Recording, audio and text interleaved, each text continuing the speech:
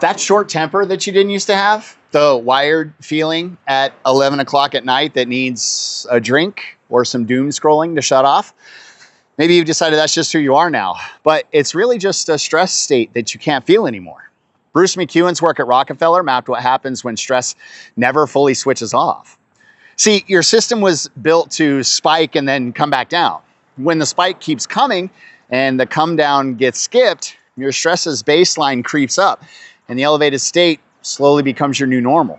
Once elevated is the new normal, it stops registering in the brain as stress. That constant low-grade load has a real cost though.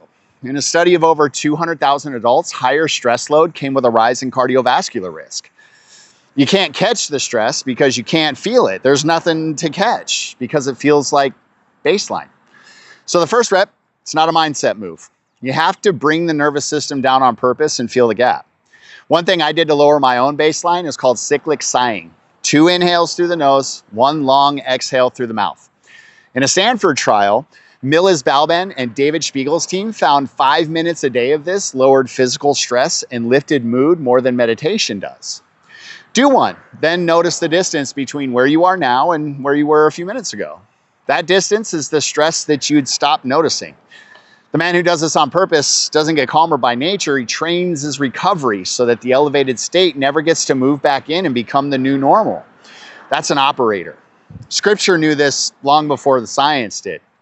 Mark 6:31 says, "Come away by yourselves to a desolate place and rest a while." This was said to men so busy they had no time to eat.